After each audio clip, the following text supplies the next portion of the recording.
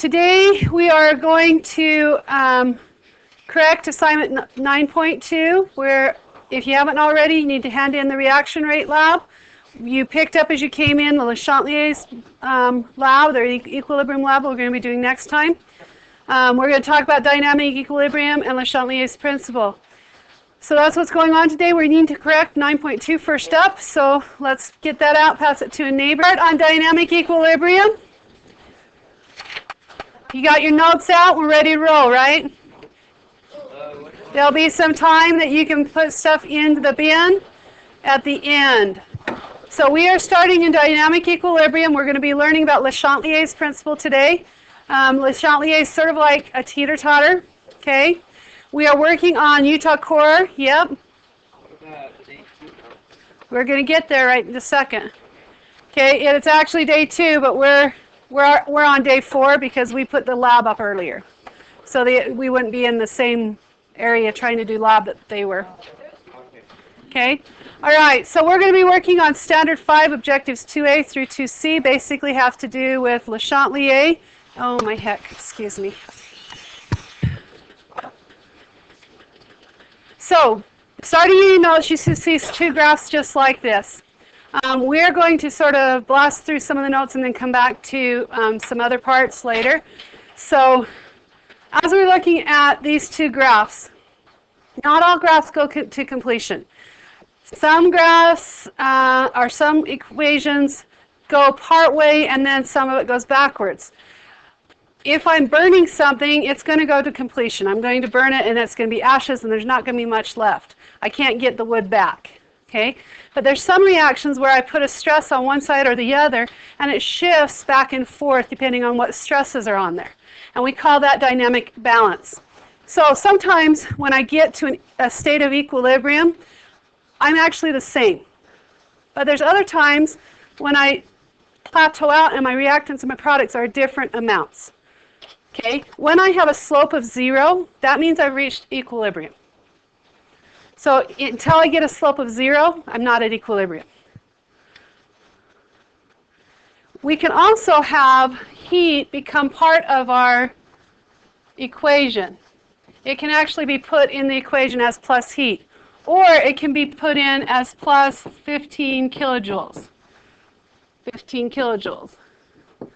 On the top one, I could also write it as delta H equals a positive 15 kilojoules. The positive here just tells me to put it on the reactant side.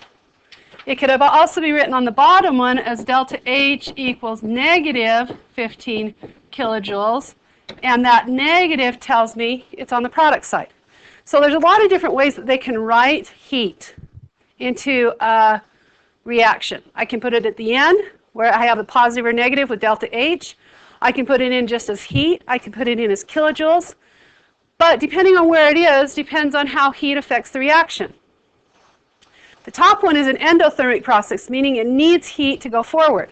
The bottom one is an exothermic process, meaning heat is given off when it goes forward. So let's go a little bit further here. What did I tell you? Where was equilibrium? What was the definition of where?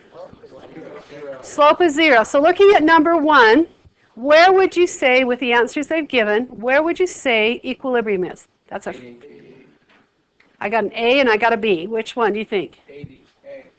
80A. Let's see if that's right. It is. Okay, now look at the second graph. Where would that one hit equilibrium?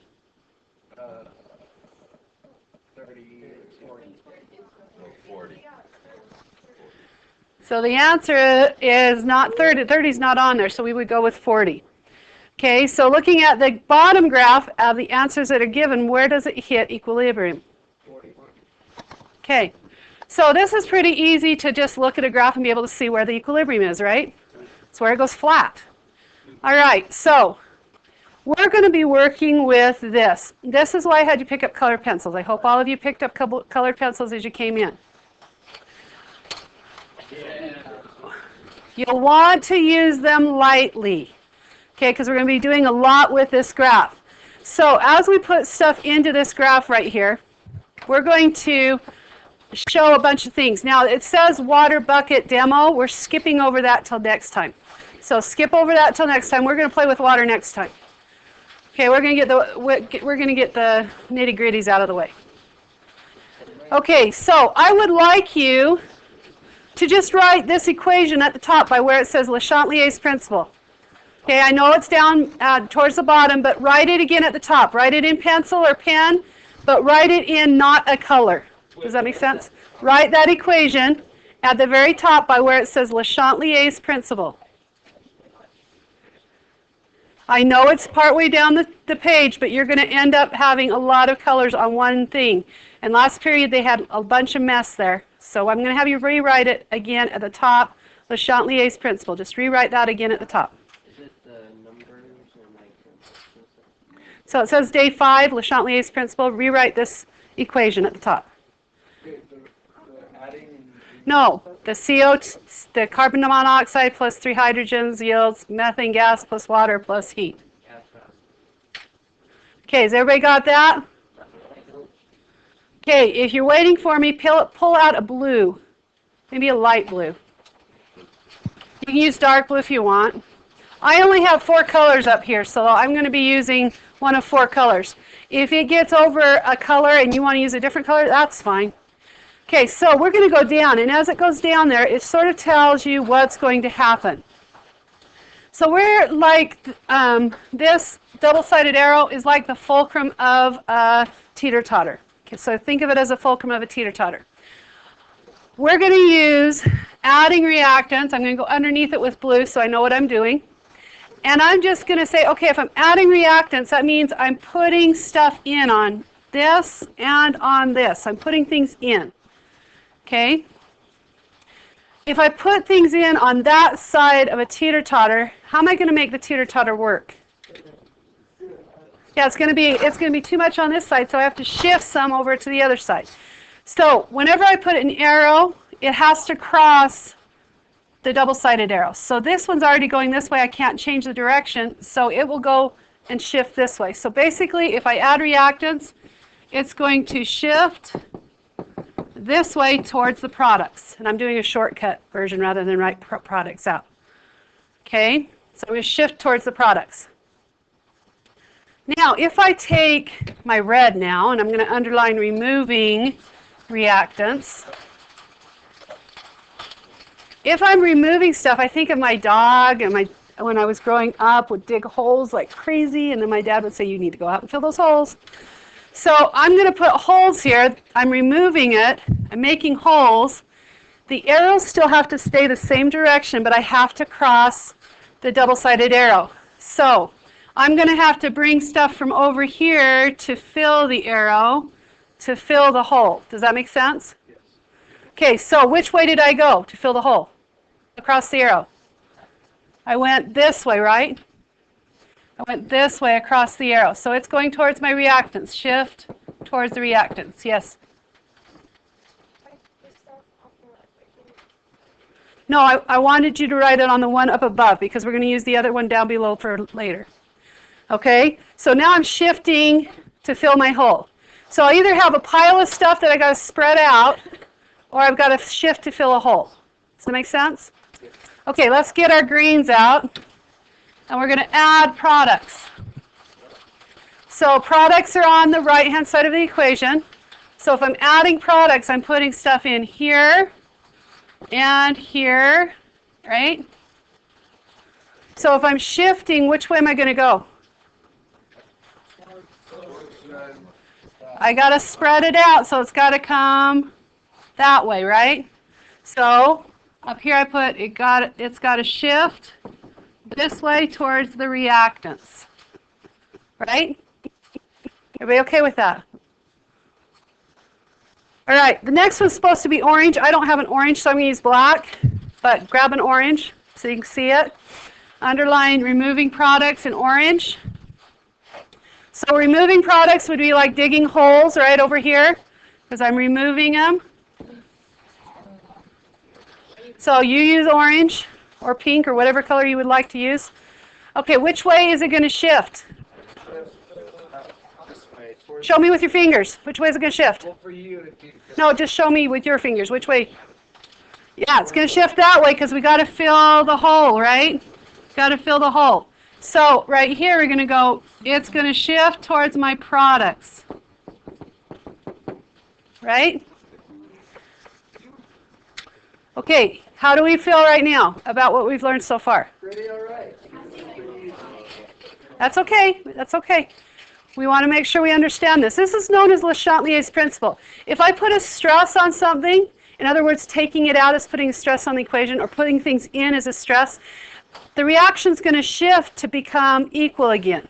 It might be a new equilibrium. It might not be the same equilibrium, but it's a new equilibrium. Okay? All right, so we're going to go forward. We're going to add two more things to that. Down at the bottom, you have temperature and pressure and volume. So temperature was all about, so pick another color. Like I said, I only have 4 up here, so I'm going to use temperature as red. You pick another color. Okay, temperature is all about kilojoules.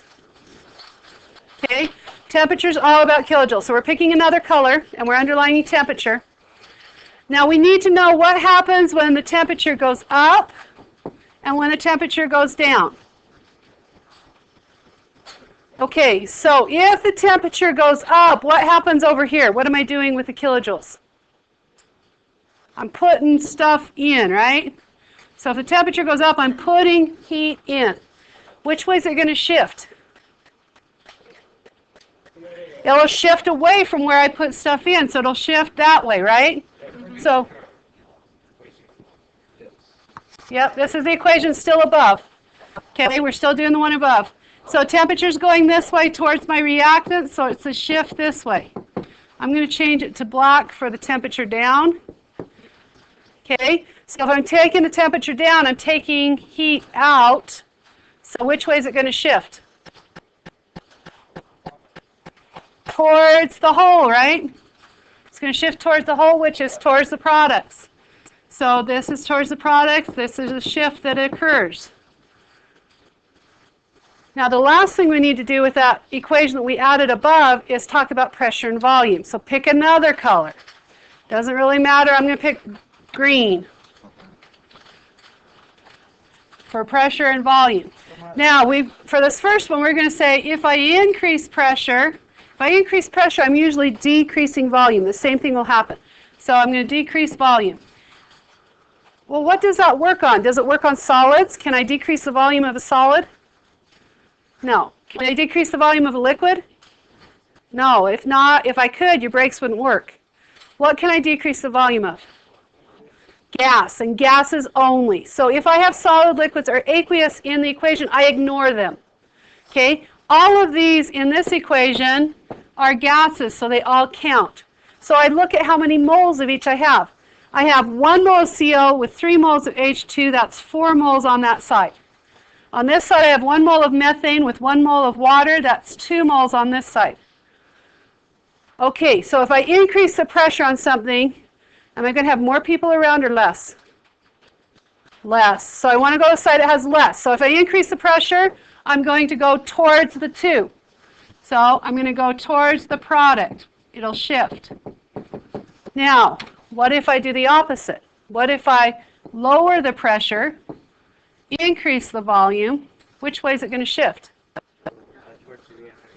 Yeah, towards the side that has more. So I'm going to shift this way for that. So for pressure and volume, I've got to look at the number of moles. Okay, so we've talked about a few things. What happens if I add products, remove products, add reactants, remove reactants?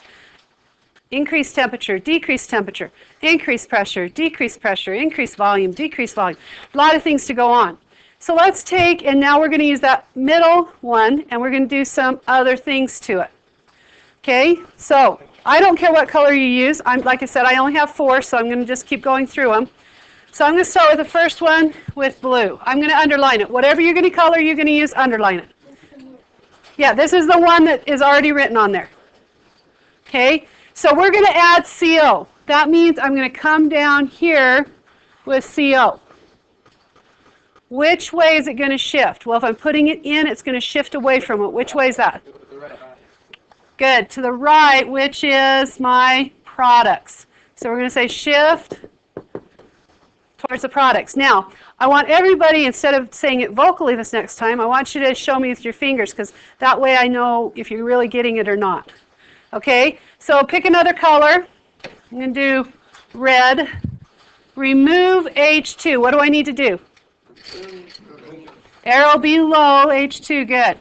All right, show me which way it's going to shift.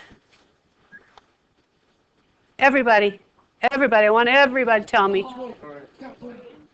Good. It should shift to this hole. Good. So it's going to shift towards the reactants. Good. So shift towards the reactants. All right, we're going to do another one. Again, add H2O. What do I need to do? Arrow above H2O, right? Coming in. I'm making a pile. Which way is it going to shift? Show me. Oh, I got some of you confused. If I'm putting something in, making a pile, I've got to shift away from it. So which way is it going to go? I'm making a pile here. I'm going to shift that way. Okay, so we are shifting this way towards the reactants. Okay, pick another color. I'm going to do black this time. You can choose whatever color you'd like. Okay, CH4, I'm removing it. So does the arrow go above or below? It goes below. Below, good. So I'm putting the arrow below. All right, tell me what's happening. Which way am I shifting? Show me with your fingers.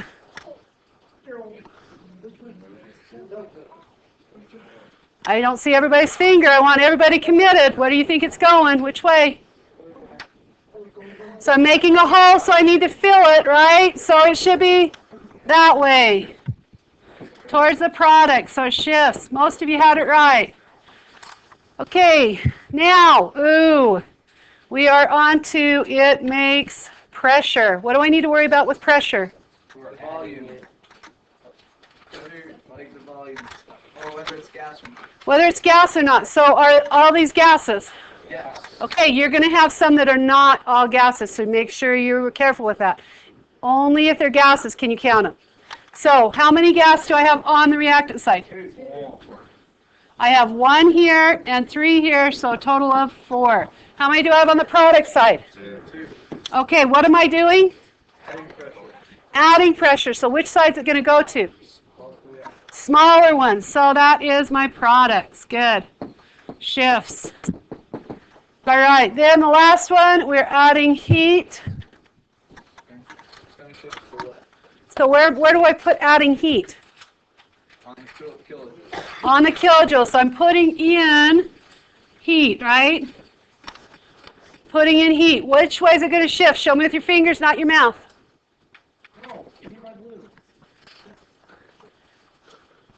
Okay, I don't see everyone's fingers. Show me. Okay, if I'm putting it in on one side, where does it go? It goes opposite. So if I put it in on this side, I got to throw it on that side. So reactants is where it's going to shift to. So if I put it in on top, it's going to shift away. If I pull it out of the bottom, it shifts to fill the hole. Okay? So I can go like shifting this way, shifting this way, shifting this way because it's got to fill the hole, shifting this way because it's got to fill the hole, shifting this way because I want to get rid of it. See how that works? Yeah. Okay, because I know that there were still a few of you that were getting it backwards, so be really careful. All right, so I've got a little video to show you. I'm going to pause there real quickly. We don't have very much more, and then we're done. So as we're talking about le chatleir, think of the teeter-totter. If I put a stress on one side, if I'm putting it in, it shifts away from it. If I'm taking it out, it shifts towards it. That works for almost everything. It has to redo the equilibrium. And when we do our lab next time, we're going to be working on reestablishing an equilibrium once we do a stress to the system at equilibrium. So it has to become equal potential. That's what happens when we get equilibrium. One can't be more than the other. That's the end of today's lecture. So what you need to do today is do your pre-lab for next time. Come get a stamp. Do your assignment for next time. And if you finish it, come get a stamp. You get extra credit. Okay, if you need help, come on up and get some help. Look at those around you too. If you were one of those that were pointing the opposite way that everybody else was, you might not want to talk to your partner and say, did I do this right? Okay?